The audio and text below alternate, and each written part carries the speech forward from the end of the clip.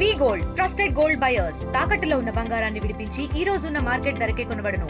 మరిన్ని వివరాలకు సంప్రదించండి 7710772020.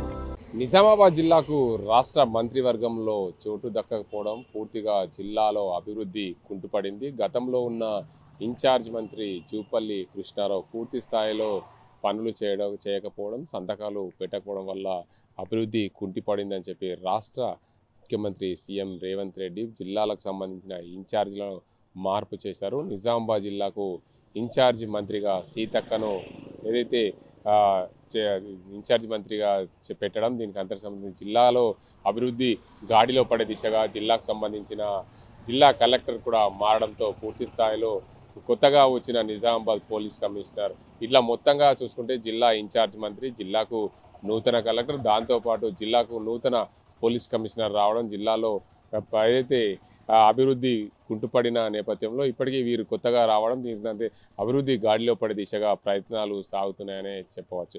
మొత్తానికి నిజామాబాద్ జిల్లాలో ఇటీవల కాలంలో గంజాయిపై ఉక్కుపాదం మోపారు నిజామాబాద్ జిల్లా పోలీస్ కమిషనర్. పూర్తి స్థాయిలో ఎక్కడా ఇబ్బందులు లేకుండా ప్రజలు మత్తు పదార్థాల వైపు వెళ్లకుండా అవేర్నెస్ ఏర్పాటు చేశారు. దాంతోపాటు జిల్లాలో గతంలో ఉన్న కలెక్టర్ పూర్తి స్థాయిలో రెవెన్యూ భూభారతి సదస్సుల మీద ఏదైతే ఫోకస్ పెట్టారో, కానీ కొత్తగా నిజామాబాద్ జిల్లాకు నూతన కలెక్టర్ రావడం, నూతన కలెక్టర్గా ఏదైతే వినయ్ కృష్ణారెడ్డి రావడంతో పూర్తి స్థాయిలో నిజామాబాద్ జిల్లాలో మరింత అభివృద్ధి పథంలో దూసుకెళ్లే దిశగా నూతన ఇన్ఛార్జ్ మంత్రిగా సీతక్క రావడం, దీంతో అభివృద్ధి పనులు పూర్తిగా ముందుకు సాగే దిశగా ప్రయత్నాలు సాగించేందుకు రాష్ట్ర ముఖ్యమంత్రి రేవంత్ రెడ్డి ప్రయత్నాల్లో భాగంగానే ఈ పనులు చేస్తారని చెప్పి ప్రజల్లో చర్చ సాగుతుంది. ఏదేమైనప్పటికీ నిజామాబాద్ జిల్లాలో అభివృద్ధి పనులు సాగాలంటే అధికారులు, జిల్లా యంత్రాంగంతో పాటు పూర్తి స్థాయిలో రాజకీయ నేతలందరూ కూడా సపోర్ట్ ఉండాలి. దీనికి అంతటికి సంబంధించి జిల్లాకు సంబంధించిన ఇన్ఛార్జ్ మంత్రి ఎప్పటికప్పుడు సమస్యలపైన పరిష్కరించే దిశగా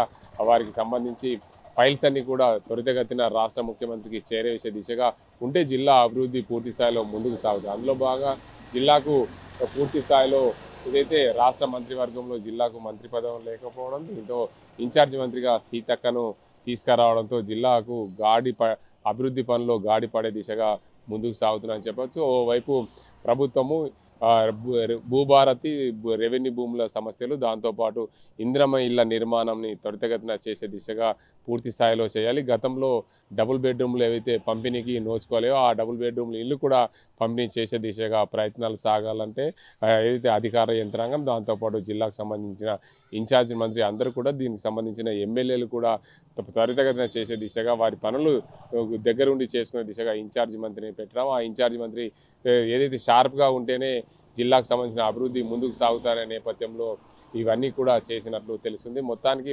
నిజామాబాద్ జిల్లా అభివృద్ధి బాటలో పట్టాలంటే అందరూ సమన్వయంతో పనిచేయాలి. జిల్లాకు సంబంధించిన పోలీస్ కమిషనర్, జిల్లా కలెక్టర్, దాంతోపాటు జిల్లాకు సంబంధించిన ఇన్ఛార్జ్ మంత్రి అందరూ కూడా ఏకదాటిగా ఉండి అన్ని సమస్యలను పరిష్కరించే దిశగా రాష్ట్ర ప్రభుత్వానికి చేరవేసే దిశగా వీరందరూ ఉంటే జిల్లా అభివృద్ధి గాడిలో పడే దిశగా ప్రయత్నాలు సాగుతాయని చెప్పవచ్చు. ఇది ఇక్కడ పరిస్థితి. కెమెరా సాజింతో గంగారెడ్డి, RTV నిజామాబాద్.